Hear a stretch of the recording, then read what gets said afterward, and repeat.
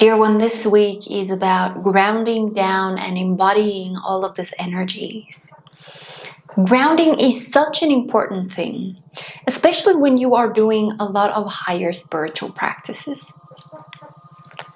So it's important to be aware that you can only embody and lock in that which you ground down.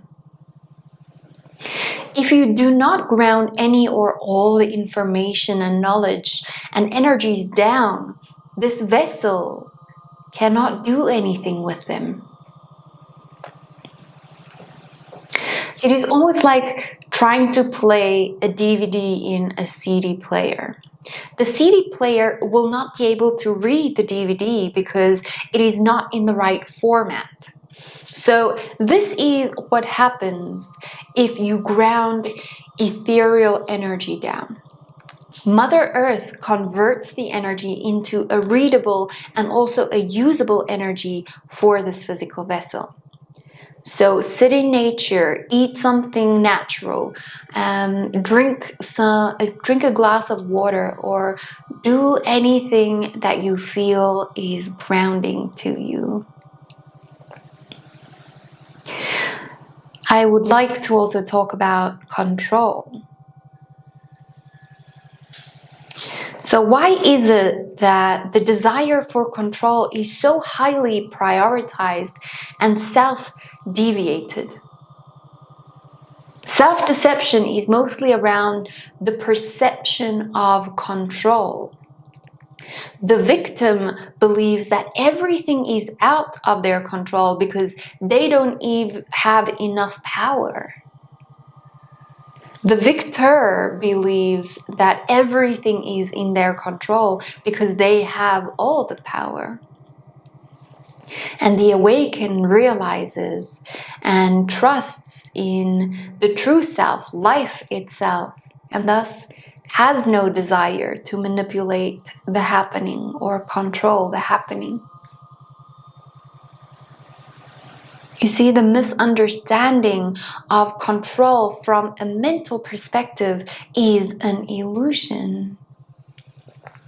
It could simply be an identification with the mental intelligence. The ego has structured and constructs of looking for meaning in phenomena or happening. It is also always trying to prove its righteousness at lower levels of the development. The ahamkara, or the identity, is born from the ego, and that causes the illusion of the doer to exist. Breathing is happening, listening is happening, the heart is beating. Becomes I am breathing, I am listening, I am beating this heart.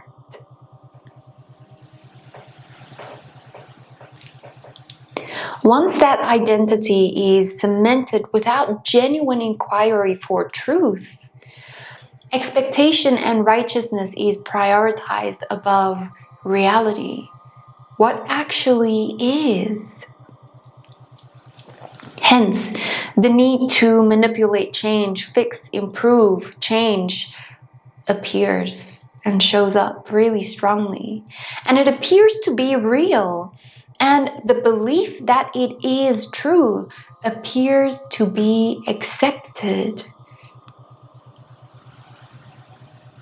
The ego and the mind yearns for control as a way to try to be of service and fear of separateness and death if it's not.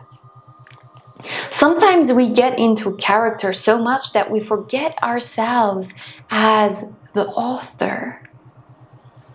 If I can use the example of Shakespeare, who wrote Romeo and Juliet, does Romeo really exist? Or did Shakespeare make an entire world from his creative essence? The balcony, the stars, the characters, the emotions, and even every single thought the characters have. Is Romeo really suffering? Or are they simply the words that Shakespeare wrote for the character?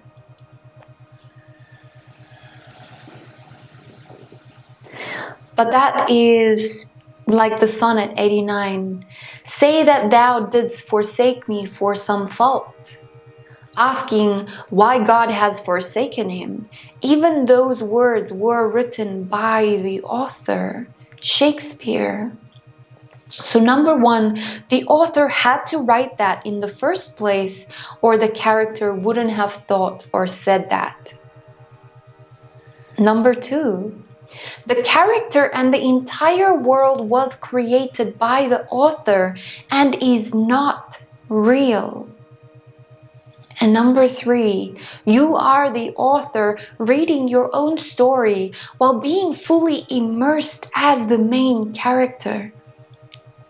Completely content with the content and with the perfect story you wrote and get to experience now.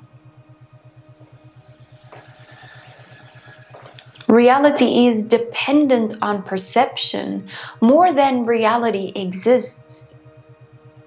Many, many more. Perception and attachment to meaning is what creates your reality. A projection from the mind only is a unique world that is only experienced by that specific perception. So the natural and the spontaneous progression of perception is what changes reality and also the meaning of reality,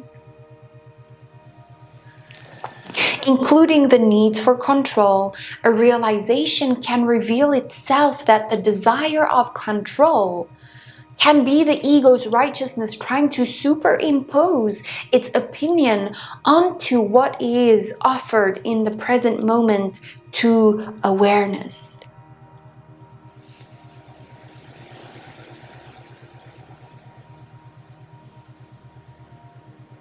So, understanding is crucial here. Understand what you truly are and then see if needing to become anything else is needed. The same with the present moment. Realize and understand beyond the mental realm that you, as conscious existence, is shaping itself into the present moment. Structure and all its content, and the desire or the mental commentary of wanting things to be different will carry no weight in this innocence of truth. It too is you.